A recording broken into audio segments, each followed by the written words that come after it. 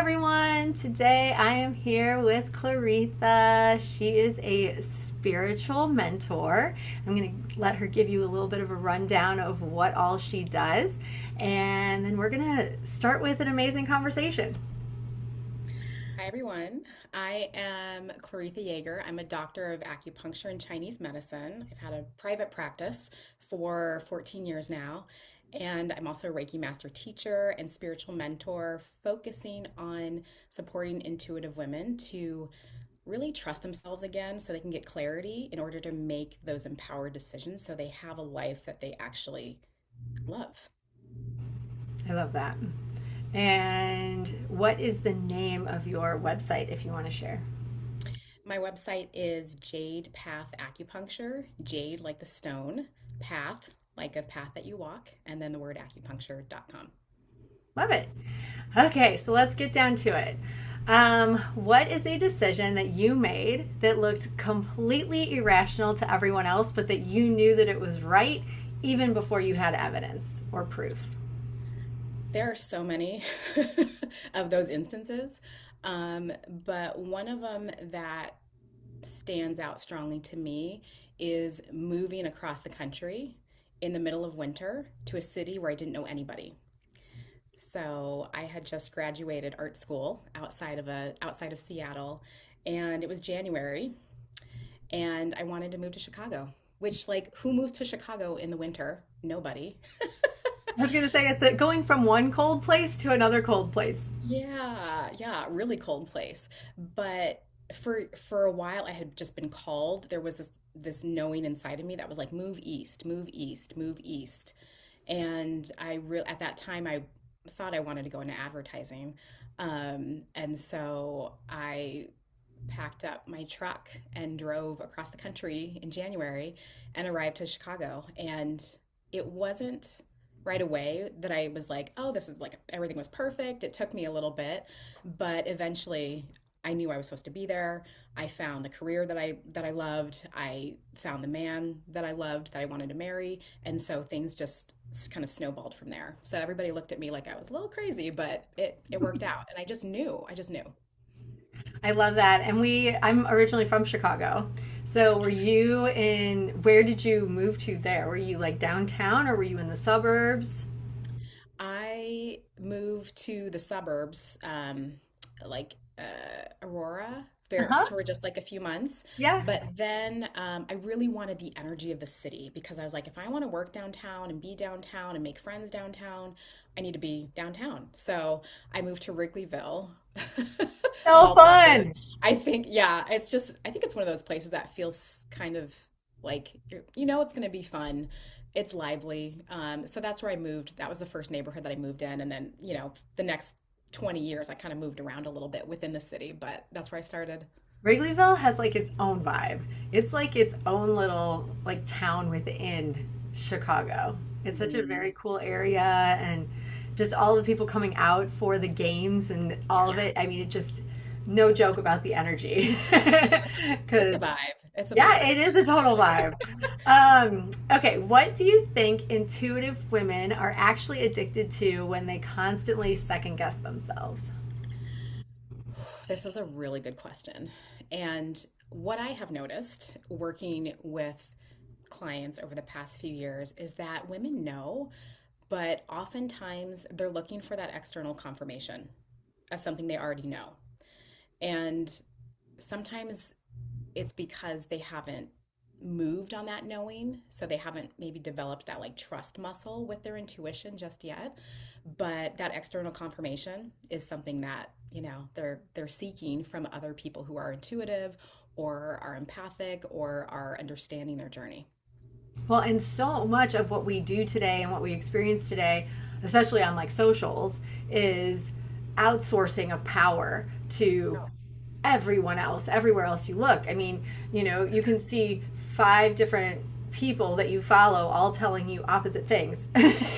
And so I feel like so much of social media is really um, like you really have to trust yourself and know yourself because if you go on and you just start watching all of that, I feel like people really start questioning um, Mhm.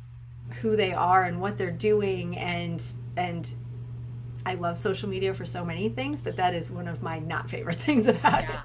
It's a double-edged sword because it's so distracting and everybody has an opinion, right?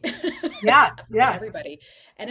But everybody comes from different walks of life. And I think what's really important for women to know is that you are the only one that like has your experience. And so every single cell in your body is going to give you information about that in order for you to make an aligned decision. And that's your intuition speaking. So it's like, how familiar are you with that aspect of yourself so you don't get distracted when you're on social media or seeking external answers? 100%. I agree with you. What is something in the spiritual industry that you disagree with, but rarely say out loud? Ooh, this one might get me in a little hot water. um, I'm here for it. I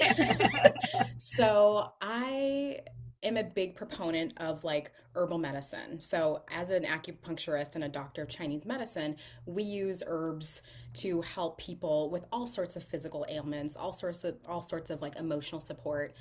I think when people, and maybe it's just, more influencers at this point, are just talking about plant medicine for a quick answer, it kind of gets under my skin a little bit because, and not that plant medicine is bad at all across the board, but I think when people use it just as like a quick, they want a quick answer or they want a quick like transformation, I'm like, sometimes you're bypassing a lot of things that your body's still holding on to.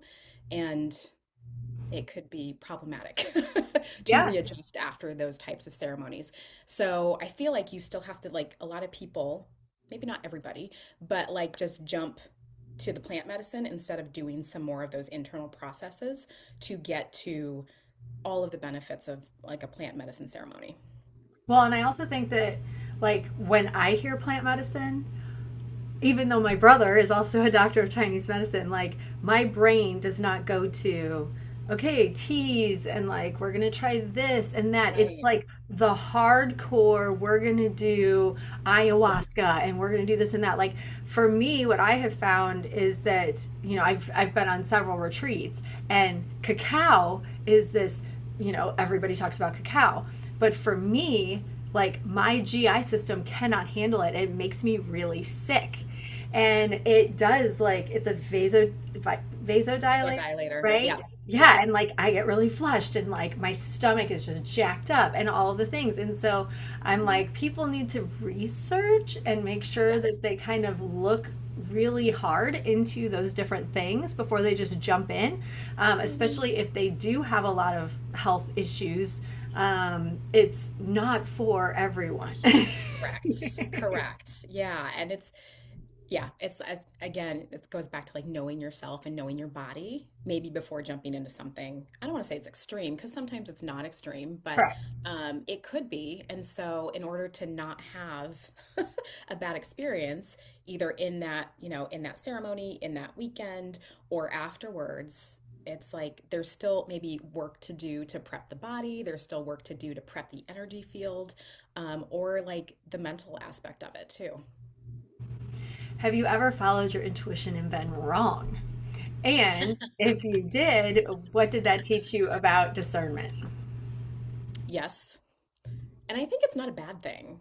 I think whenever we follow our intuition and it doesn't lead to a result where we think we want it to be, I always say feedback is good. Feedback is good. So one this in towards my end a few years in Chicago, I moved into an office space. It was beautiful. It was on the 21st floor. Like it had great windows and great light. Like the energy in the office was wonderful, but I was a little like, oh, this rent payment's a little high.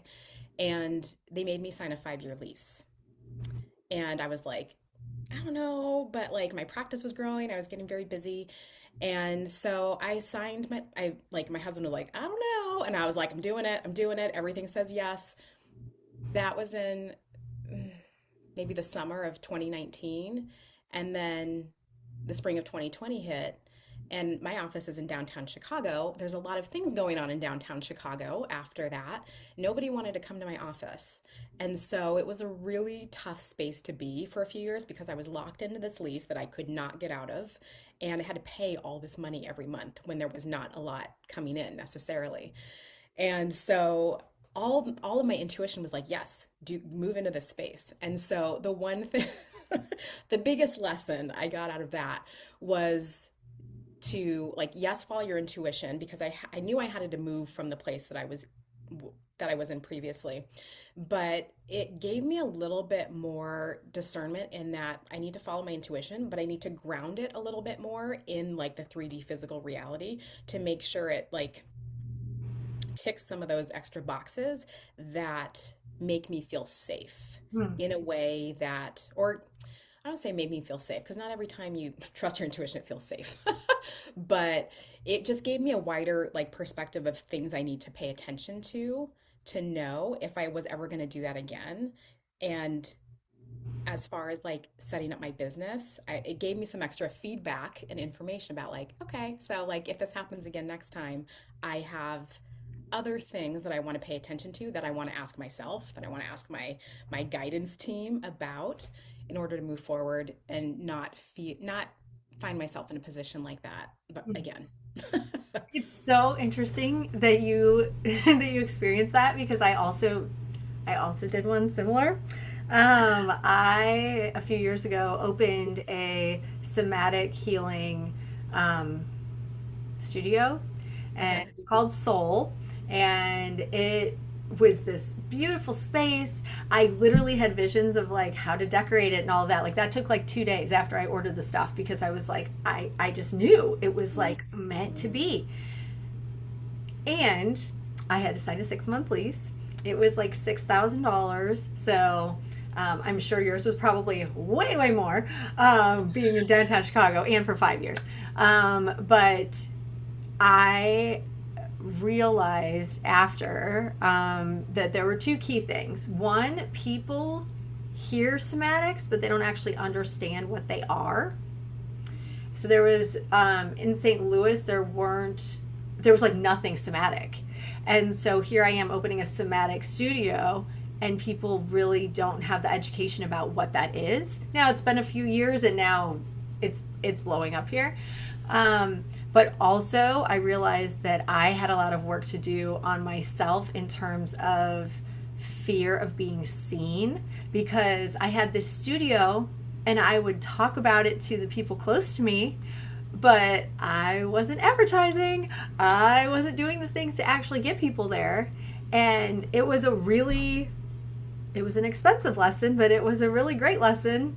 And now I know what to do for next time and what I want and what I don't want. Do I want a space like that? Do I want to be able to work from my house? Like, there's a lot of different things to consider. So, um, hmm, I Yeah. think I think everybody kind of needs to go through something like that because it's a One of big shift.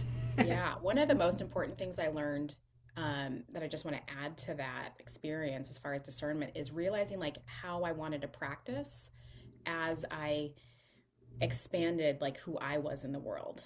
And I didn't want to have three treatment rooms going and seeing patients every 20 minutes because I didn't have the time to sit with the patient to see them fully.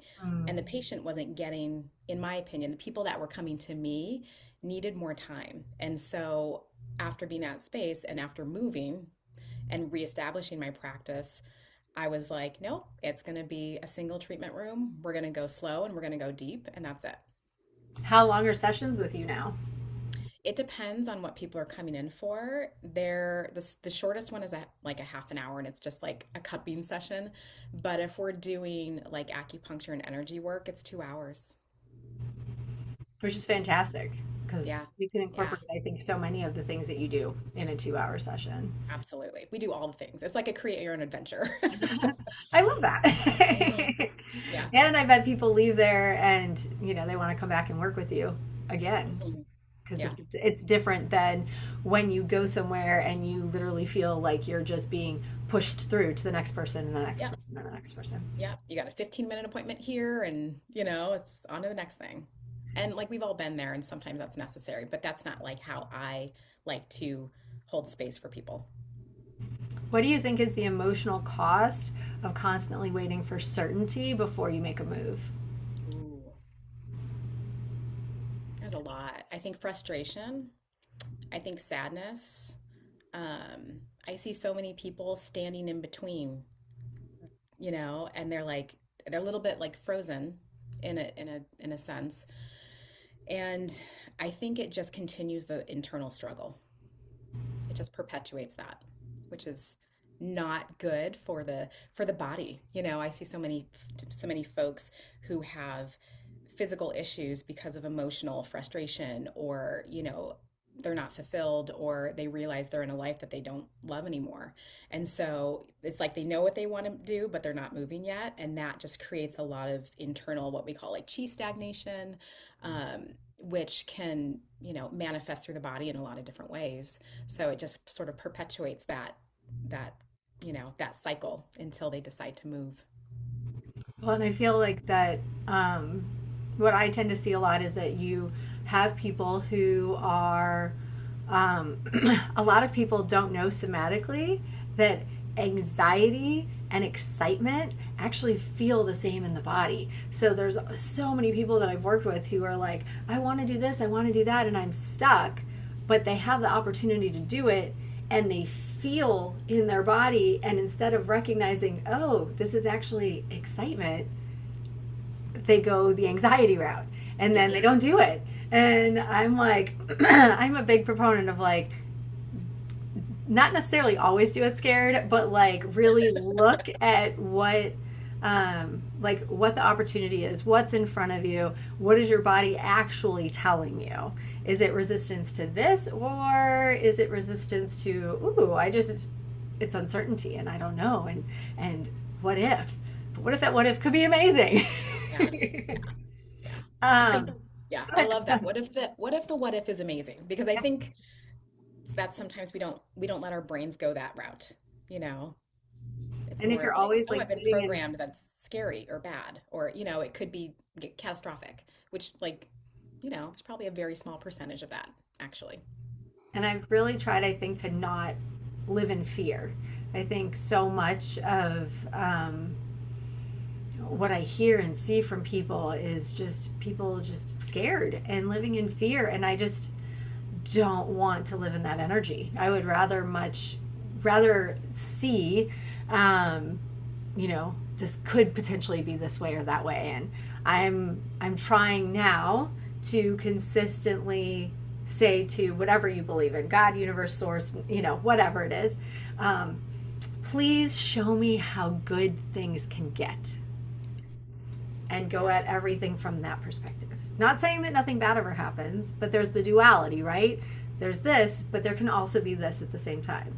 So trying to make sure that I'm recognizing that too. What kind of woman usually comes to you right before her life changes? Oh, it's that woman that's in between the two worlds. I like to call it the meantime, because she's kind of like knows she's not, whether usually it's a woman who's probably leaving a job, an existing job, or about to move. That's usually how the women come to me, and they're like, I don't know, like the insecurity of like losing a certain salary, or a certain, flow of income, but they have these bigger opportunities that are just maybe a slightly different to what they thought it might look like. And they're like, ugh. They're just kind of like, I'm a little scared, but like, I know I need to jump. I'm a little scared, but I know I need to jump. And I'm like, you found the perfect person because I'm going to help you bridge that gap. We're going to jump together. So, yeah, those are the ladies that usually find me in the in between, in the meantime, I like to call it.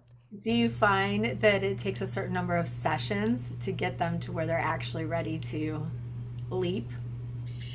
Probably between like I would say like 2 and 5 typically. Usually it's the first session where it's just kind of like getting information from them, and then seeing where they are like in their like how they're feeling in their body, maybe some like logistical things, kind of just talking those out with them. So yeah, I'd say between like 2 and 5 typically, and then I get a phone call or an email. I'll be like, hey, I did it. I did this and it's amazing. And I'm like, okay, great. Congratulations. Now keep doing that. Like keep trusting, that's building that trust muscle I was talking about.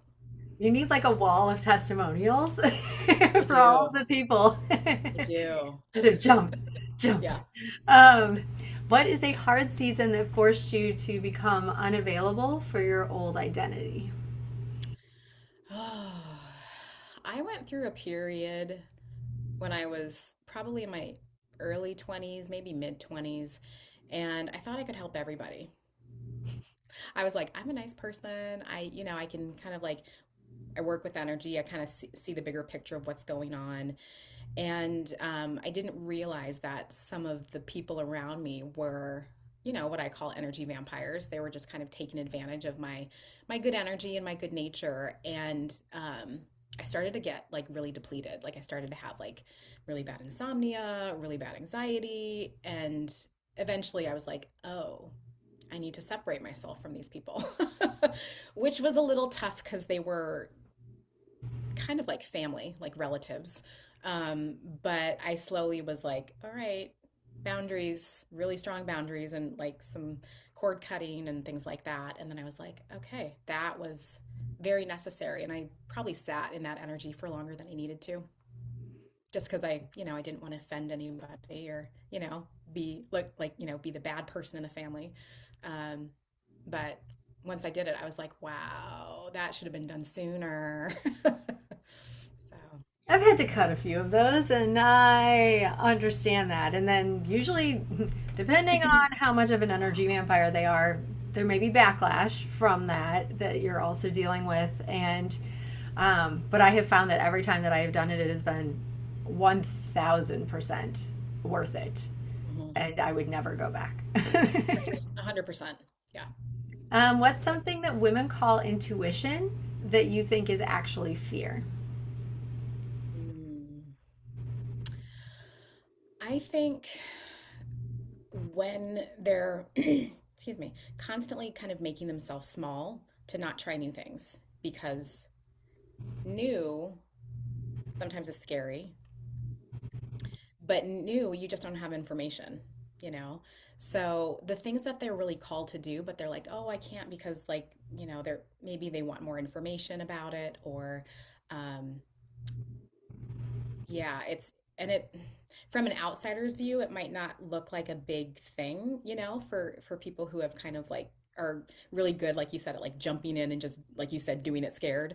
But when they're constantly just like keeping themselves small, and then it starts to create that internal struggle because they're fearful of just having a different experience. And maybe it's their nervous system or, part of that somatic work that needs to be done in order to feel comfortable to move on.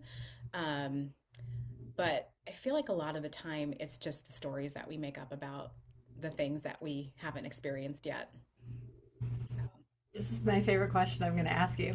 If someone watched your private thoughts for 24 hours during the hardest chapter of your life, what would surprise them the most?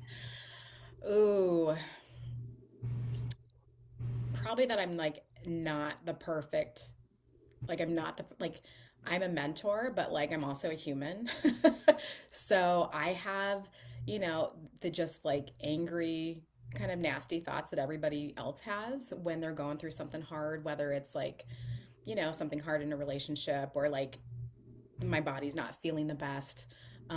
Like I go through those like internal conversations where I'm like really hard on myself. But I think they'd also recognize that like I have my like pity party moments, but I don't live there very long. Like for me, music is very transformational. So I'll like, I'll like be pissed off and, like all the things. I like to cuss a lot. That's one of my one of my therapies. But I'll move out of it. Like I'll give myself time and then I'll be like, okay, all right, put on your big girl panties. Let's kind of like rally and we got to get out of this. And sometimes it's just like going for a walk or listening to music or, getting back into work and being present for somebody else. And I kind of like, you know, let myself off the hook a little bit. But yeah, I think they'd see like I'm just like them. And then I kind of like I have enough tools now where I'm like, okay, this we're done with this and we need to like shift our energy and our focus. I've seen it a couple different ways. One is like some people literally set a timer for 5 minutes and they're like, I'm gonna feel all the things and do all the things, and then that's all I've got is 5 minutes, and then they move on. And then, as a somatic practitioner, one of the biggest things we say is you have to feel it to heal it. Like you have to let yourself feel the, sadness or the disappointment or the fear or whatever it is, but then move through it. And once you've moved through it, then you have more clarity and you're coming Yes. from a space of more of logic than emotion, and you can think and look at whatever you're dealing with in a different way at that point.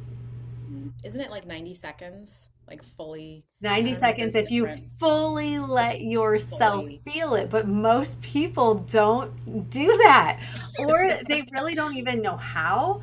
I feel like we live in a society where so many people have been taught push it down. You're not allowed to feel that way. You're not allowed to express this. This is not appropriate, whatever it is.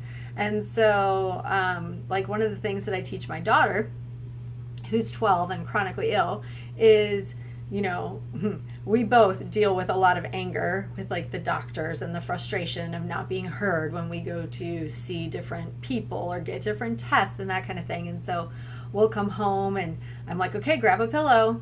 And she'll grab a pillow and I'll grab a pillow and we just whack the crap out of the couch or the bed or whatever it is. And when you do that, you don't need 5 minutes. I mean, you don't even need 1 minute. If you are really going at it Pull it out. hardcore and like yelling and, primal scream, whatever you need to do, excuse me, it'll be done in a minute. Your body will be like, okay, I Yep. felt it. I did with it. I'm done. Yep. Yep. We move that energy. Yes. Yeah. And it's so important to get that out, especially for like women. Because one of the things that I see all the time is, if women are angry, then that's a whole like archetype is like the angry woman, and you're a bitch, and you're this, and you're that. And there's so much anger that's usually being carried, but underneath anger is usually sadness that they're not letting themselves feel. And so, whenever I do a thing with clients to help them move that anger out, I would say 20 seconds into it, there's usually tears because they're uncovering that what's actually underneath. But when they get it out, they feel fantastic. I feel fantastic. Yeah. And they've Get just it been out. holding it in for a long time. Yeah. Get it out. Anger. Anger and sadness are like the two emotions that I've seen most over 14 years in practice that actually cause disease in the body. Autoimmune issues, cancers, like it needs to move. Love yourself enough to let it move. Yes. And I'm sure, I mean, I don't know if you guys have this in Chinese medicine world, but like we always say, um, disease is dis-ease. It's you're carrying all this crap that you just need to get out, and it's stuck energy and Yeah. it's stress. And, one of the things we talk about with breath work is like, if you think about your grandparents or your great grandparents, the amount of input that they took in a day, their bodies could process and they could move through that in 24 hours. But in our life today and the lives of like my children now, it's just nonstop input, and then there is no break, and so your body can't process that fast, and then it just gets stuck. And then people wonder why they're like walking around with their shoulders up to their ears and like neck and back tension, and they're just like, oh my god, and they can't focus and all of that stuff. And so much of that is just stuck. It's just stuck. And I'm sure for you guys it's chi, right? Yep, um, exactly. And yeah. that like it's on a spectrum. Like first the cheese not going to move, and then maybe the lymph doesn't move, and then maybe the Mhm. blood doesn't move. And like when things aren't moving, that's a problem. Yeah. That's a, Oh, yeah. huge problem. Yeah. Yes. Yes. Okay, and then last question. What decision changed your life more than healing ever did? I think when I finally decided to trust myself, and I was one of those people that was like, always kind of like tiptoeing a little bit because I'd be like, oh, I really want to express myself this way, or I really want to do this thing.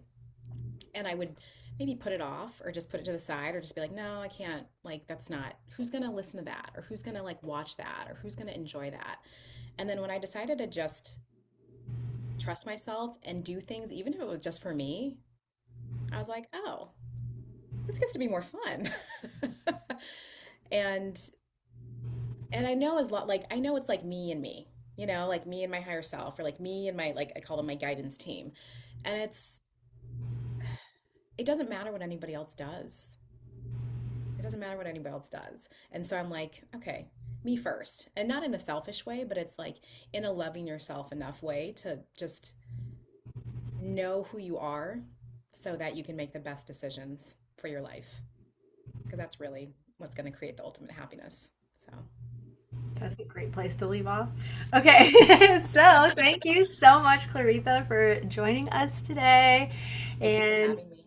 you're welcome. And thank you, everyone who's listening. Please take today and every day to do whatever sets your soul on fire, and trust yourself, and just be the best, most authentic you that you can be.